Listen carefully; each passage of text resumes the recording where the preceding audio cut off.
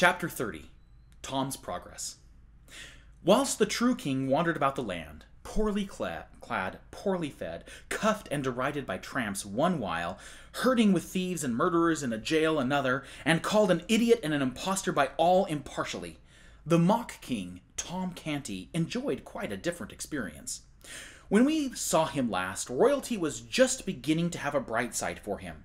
This bright side went on brightening more and more every day. In a very little while, it was become almost all sunshine and delightfulness. He lost his fears, his misgivings faded out and died. His embarrassments departed and gave place to an easy and confident bearing. He worked the whipping boy mine to ever-increasing profit. He ordered my Lady Elizabeth and my Lady Jane Grey into his presence when he wanted to play or talk, and dismissed them when he was done with them with the air of one familiarly accustomed to such performances. It no longer confused him to have these lofty personages kiss his hand at parting. He came to enjoy being conducted to bed in state at night, and dressed with intricate and solemn ceremony in the morning. It came to be a proud pleasure to march to dinner, attended by a glittering procession of officers of state and gentlemen-at-arms, insomuch, indeed, that he doubled his guard of gentlemen-at-arms and made them 100.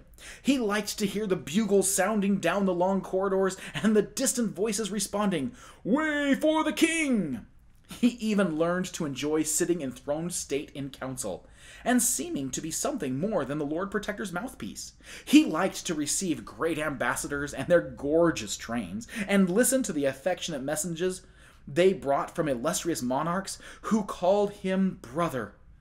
Oh, happy Tom Canty, late of awful court!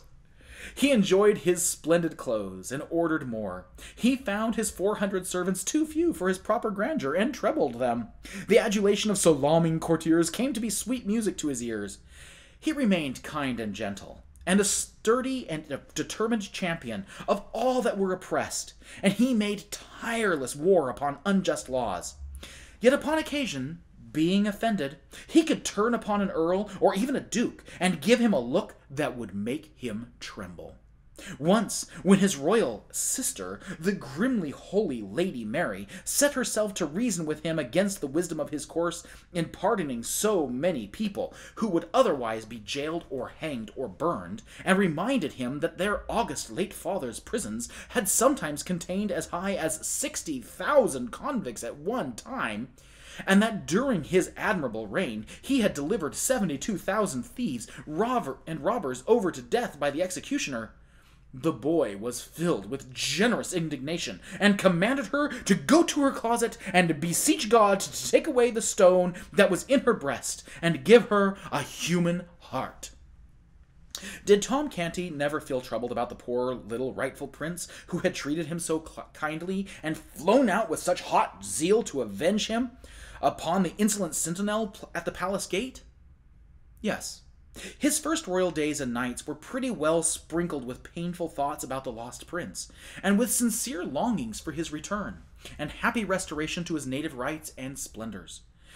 But as time wore on, and as the prince did not come, Tom's mind became more and more occupied with his new and enchanting experiences, and by little and little the vanished monarch faded almost out of his thoughts, and finally, when he did intrude upon them at intervals, he was become an unwelcome spectre, for he made Tom feel guilty and ashamed.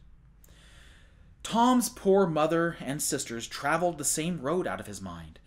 At first he pined for them, sorrowed for them, longed to see them. But later, the thought of their coming some day in their rags and dirt, and betraying him with their kisses, and pulling him down from his lofty place, and dragging him back to penury and degradation and the slums, made him shudder. At last, they ceased to trouble his thoughts almost wholly, and he was content, even glad, for whenever their mournful and accusing faces did rise before him now, they made him feel more despicable than the worms that crawl. At midnight of the 19th of February, Tom Canty was sinking to sleep in his rich bed in the palace, guarded by his loyal vassals, and surrounded by the pomps of royalty. A happy boy, For tomorrow was the day appointed for his solemn crowning as King of England. At that same hour, Edward, the true king, hungry and thirsty, soiled and draggled, worn with travel and clothed in rags and shreds, his share of the results of the riot, was wedged in among a crowd of people who were watching with deep interest certain hurrying gangs of workmen who streamed in and out of Westminster Abbey, busy as ants. They were making the last preparations for the royal coronation.